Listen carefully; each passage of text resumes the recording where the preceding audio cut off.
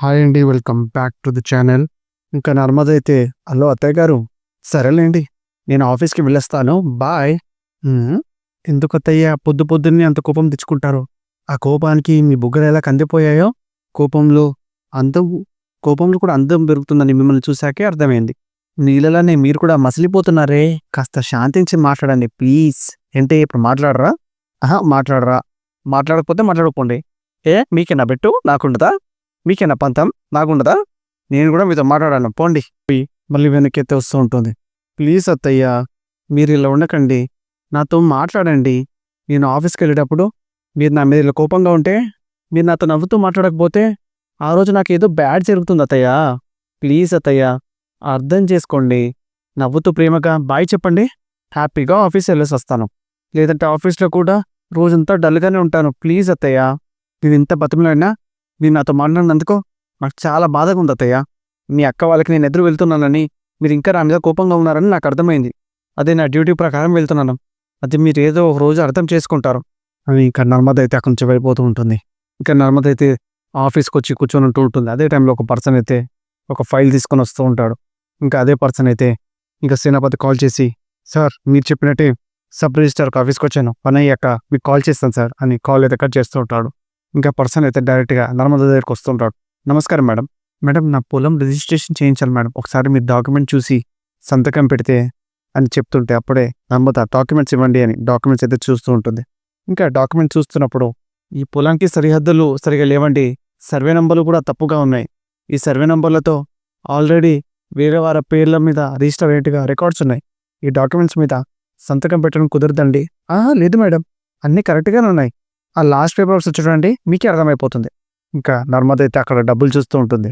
డబ్బులు చూసిన నర్మద అయితే కోపంతోటి ఏంటిది? ఏంటిది అని అడుగుతూ ఉంటుంది. అది మేడం గెటప్ గెటప్ ఏంటి లంచం ఇవ్వాలని చూస్తున్నావా? ఇవి ఎందుకు ఇచ్చావు? అని నర్మద అడుగుతుంటే అదే టైంలో ఏసీపీ వాళ్ళైతే ఆఫీస్‌లోకి వస్తూ ఉంటారు. We are from ACP. మీరు లంచం తీసుకుంటున్నారని మాకు ఇన్ఫర్మేషన్ వచ్చింది. మీరు లంచం తీసుకుంటూ పట్టుబడ్డారు. No sir no.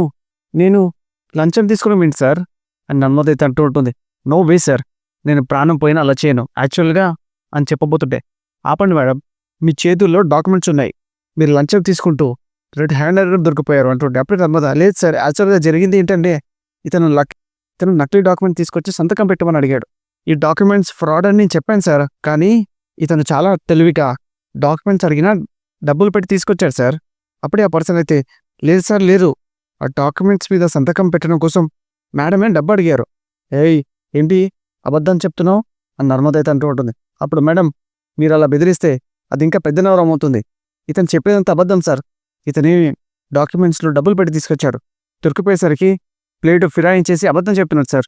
నేను బెదిరించట్లేదు సార్. ఇతను చెప్పే పని అబద్ధాలు చెప్తున్నాను అని నర్మద అంటుంటే చూడండి మీరు లంచాలు తీసుకుంటూ పక్కా ఎవిడెన్స్‌తో పట్టుబడ్డారు. వీడియో ఎవిడెన్స్ ఉంది. న్యూస్‌లో లైవ్ టెలికాస్ట్ అవుతుంది. మీరు ఏదైనా మాట్లాడాలంటే ఆఫీస్‌కి వచ్చి మాట్లాడండి. Until you are suspended. మిమ్మల్ని జాబ్‌లో నుంచి సస్పెండ్ చేస్తున్నాం. ఇంకా ఏసీబీ వాళ్ళైతే నర్మదని సస్పెండ్ చేసి క్యాష్ ఆ డాక్యుమెంట్స్ అయితే తీసుకువెళ్ళిపోతూ ఉంటారు. ఇంకా ఆనందరావు అయితే అనుభవించు రాజా పుట్టిందే నీకోసం భాగ్యం పెరిగిందే నీకోసం అనుభవించు రాజా అని పాట పాడుతుంటే అబ్బే భాగ్యం ఏ బాబాయ్ అదేంటండి శంకరాభరణం సినిమాలో శంకర శాస్త్రిలాగా అలా ఆచారేంటండి? కొంపదీసి శృతిగాని తప్పుగా పాడానా ఏంటండి? తల ముఖానికి ఏ ఇడ్లీ కూడా దోశ అని చెప్పడమే రాదు. ఇంకా పాటల్లో శృతులు రాగాలు కూడానా? తారు రోడ్డు మీద రేగు డబ్బుతో గీకిన నీ గొంతు తింటుంటే ఆ నిద్ర వచ్చేస్తుంది. ఎదుగా భాగ్యం దేన్నే మిక్సీ వచ్చి గ్రైండర్ని వెక్కిరించామంటాడో అంటే నా గొంతైనా తారు రోడ్డు పైన రేగుతో గీకినట్టు ఉంటుంది. తమరి గొంతు అయితే డబ్బాలో రాళ్ళేసి ఇక్కడ ఊపినట్టు ఉంటుంది. అప్పుడు భాగ్యం కుళ్ళు చోకులు వేసావంటే కొల్లో పోల్చేస్తాను ఏమనుకుంటున్నావు? వద్దులే భాగ్యం అంత నాటుమూడు సరసం వద్దులే. సరదాగా రొమాంటిక్ పాటలు చూస్తూ పెళ్ళైన కొత్తలో జ్ఞాపకాల్లోకి వెళ్దామా? అప్పుడే వల్లి అయితే వస్తూ ఉంటుంది. అప్పులు తరవడం ఏంటో కానీ తనతో గాల్లో పుట్టలు పడ్డట్టుగా భలేగా ఉంది కదా మీకు? అప్పుడు ఆనందరావు గారెల పుట్టలు కాదమ్మా ఇడ్లీ పెన్నులో పడినట్టుగా ఉంది. సరే ఏం చేసేయండి అని వల్లి అయితే వెళ్ళిపోతుంటే అదే టైంలో ఆనందరావు అయితే ఒక టీవీ ఛానల్ పెట్టి మార్చేస్తుంటాడు. అదే టైంలో వల్లి అయితే నన్ను వెనక్కిరా ఛానల్ పెట్టు అంటూ ఉంటుంది. ఇంకా ఛానల్లో అయితే లంచం తీసుకుంటూ రెడ్ హ్యాండెడ్గా దొరికిపోయిన సబ్ రిజిస్టర్ నర్మదా అని అంటూ ఉంటే వల్లి అయితే షాక్ అయిపోతూ ఉంటుంది. ఇంకా వల్లి అయితే ఇంట్లో వాళ్ళందరినీ పిలుస్తూ ఉంటుంది. ఇంకా ఇంట్లో అందరు హాల్లోకి వచ్చి ఏదో కొంపలు అంటిపోయినట్టు ఎందుకు అలా కేకలు పెడుతున్నావు నువ్వు వేదవర్తి అడుతుంటే అప్పుడే వల్లి అయితే కొంపలు అట్టుకోవడం కాదండి మన ఇంటి పరువు తగిలడిపోతుంది, ఓ పాలు అటు చూడండి అని టీవీలోకి అయితే చూపిస్తుంటుంది వల్లి. ఇంకా ఇంట్లో వాళ్ళందరూ వచ్చేస్తూ ఉంటారు. ఇంకా వల్లి అయితే అయ్యి పాపయ్య మీరు అందరు భలేగా ఉన్నారండి, లంచం తీసుకుంటున్నప్పుడు లంచం తీసుకున్నాని వార్తలు రాకపోతే లడ్డూలు తిందని వస్తుందా ఏంటి అని వల్లి అనగానే ఇంట్లో అందరూ ఒక్కసారి వల్లి మీద కోపడుతూ ఉంటారు.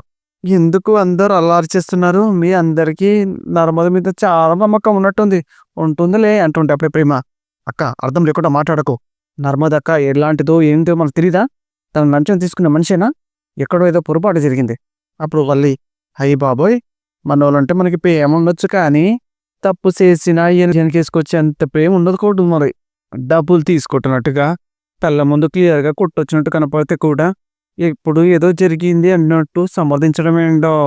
అప్పుడు వేదవతి మీరుండండి, మీ టెన్షన్తో నా కాలు చేతులు ఆడకపోతుంటే ఎందుకు ఇలాంటి వార్తలు వస్తున్నాయో అసలు ఏం అర్థం కావట్లేదు, అరే నడిపోడా నీ నాన్నకి ఫోన్ చేయరా అంటుంటే ఇంకా సాగర్ అయితే కాల్ చేస్తూ ఉంటాడు. ఇంకా రామరాజు ఫోన్ అయితే కలవదు. ఇంకా వేదవతి అయితే నర్మదకి ఫోన్ చేయమని అంటుంటుంది. ఇంకా సాగర్ నర్మదకి ఫోన్ చేసినా కూడా కాల్ కరెక్ట్ అవ్వదు. అప్పుడు వేదవతి ఏమైందిరా అంటే ఫోన్ తీయట్లేదమ్మా మళ్ళీ చేయరా అంటుంటే సాగర్ ఎన్నిసార్లు చేసినా నర్మద అయితే కాల్ లిఫ్ట్ చేయదు. ఇంకా వల్లి ఆనందరావు భాగ్యం వాళ్ళైతే ఇంట్లోంచి బయటకు వస్తూ ఉంటారు. బయటికి వచ్చి ఒకటే నవ్వుతూ ఉంటారు. ఇంకా అందరూ సంతోషంతో డాన్స్ చేస్తూ ఉంటారు. ఇంకా వల్లి మీరు అడిగెట్టిన ఎలా విశేషం, ఆ నర్మదకి ఉద్యోగం పోయింది అని వల్లి అయితే డాన్స్ చేస్తూ ఉంటుంది. ఆడికి గవర్నమెంట్ ఉద్యోగం ఉందని ఓ పెద్ద ఓరక్షణ చేసేది, కొమ్ములు అంత ఊరిపడ్డాయి. ఇక నర్మద నా దగ్గర కోళ్ళు పీకేసిన పాములాగా కుక్కిన పేములాగా కిక్కురు మనకుండా ఉంటుంది అని వల్లి అయితే డాన్స్ చేస్తూ ఉంటుంది. ఇంకా భద్రావతి సేనాపతి అయితే ఇలా మాట్లాడుకుంటారు. అప్పుడు భద్రావతి గవర్నమెంట్లో ఎలాంటి ఉద్యోగమైనా ఏ డిపార్ట్మెంట్ అయినా ఆఫీసర్ అయినా సరే మన ముందు చేతులు కట్టుకుని నిలబడాల్సిందే కానీ మనల్ని ఎదిరించేవారు ఇప్పటి వరకు ఒక్కడంటే ఒక్కడు కూడా లేరు. ఏ ఆఫీస్లోనైనా సరే ప్రతి పని మన సైగలతో సాధించేవాళ్ళం. అలాంటిది ఆ నర్మద మనల్ని ఎదిరిస్తుందా, మన ఆస్తునే సీజ్ చేస్తుందా, మనతో పెట్టుకోవడం అంటే తన పతనానికి తనే గొయ్యి తోక్కోవడమే. ఈ పాటికి ఆ నర్మదకి అర్థమై ఉంటుందో, అర్థమవడం మాత్రమే కాదక్క జీవితాంతం మనం మర్చిపోలేనంత ఆ దెబ్బ కూడా గుర్తుంటుంది. సింహాన్ని టచ్ చేస్తే సైలెంట్గా ఉంటుందేమో కానీ భద్రావతి ఫ్యామిలీని టచ్ చేస్తే పిచ్చక వైలెంట్ ఉంటుందనే భయం ఆ నర్మదని ప్రతిక్షణం వెంటాడుతూనే ఉంటుందక్క. నీ పేరు గుర్తొస్తే చాలు నిద్రట్లో కూడా ఉలికిపడి నేస్తుంది. అప్పుడు భద్రావతి ఆ రోజు నన్ను ఆఫీస్కి రప్పించింది, ఈరోజు నా ఆఫీస్నే సీజ్ చేయించింది. ఆ గవర్నమెంట్ జాబ్ చూసి ఏం రెచ్చిపోయిందిరా, ఆడపులిరా ఏం చెలరేగిపోయింది, దెబ్బకి కొమ్ములు విరిచి మోకాలంలో కూర్చోబెట్టాం. మనం కొట్టిన చావు దెబ్బతో ఆ నర్మదకే కాదు ఆ ఫ్యామిలీ అందరికీ పెద్ద షాకే తగిలింది. అప్పుడు సేనాపతి అక్క నా కోడళ్ళు నా పరువుకి ప్రతిరూపాలు, నా గౌరవాన్ని ఇంకో మెట్టు మీద నిలబెట్టే దేవాలు అని ఆ రామరాజు గాడు మొన్న మీసం మెలేసి మరి చెప్పాడు. ఇప్పుడు వాడు అవమానంతో చచ్చిపోతూ ఉంటాడక్క. ఈ దెబ్బతో ఊరంతా వాడు పరుగిపోయి ఇక ఇల్లు దాటి బయటికి కూడా రాడక్క. వాడు ఏడుపు ముఖం ఎప్పుడెప్పుడు చూడాలనుందక్క. అంతకంటే ముందు ఆ నర్మదని చూడాలందిరా నాకు.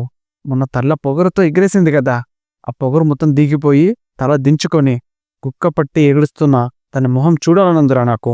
ఇక నర్మద అయితే ఇంటికి వస్తూ ఉంటుంది. అప్పుడు భద్రావతి నిన్న మన ప్రాపర్టీ సీజ్ చేసినప్పుడు సింహంలా జూలు విధించింది కదా సేనా, పాపం ఇప్పుడేంట్రా కుందేలు పిల్లలు వచ్చేసిందేంట్రా. అప్పుడు సేనాపతి అప్పుడు జనాలకి మనమేంటో తెలియదు కదక్క. మేడం గారి మాటల్లో కళ్ళల్లో ఉరుములు చూసి అందరూ మేడం గారిని డిపార్ట్మెంట్లో లేడీసింగం అనుకున్నారక్క. కానీ అవినీతి తిమింగలమని ఈరోజే అర్థమైంది వాళ్ళకి. ఇంకా ధీరజ్ అయితే ప్రేమని తిడుతూ ఉంటాడు. ఇంకా ప్రేమైతే కోపంలో నేను నా పుట్టింటికి వెళ్ళిపోతా అని అంటూ ఉంటుంది.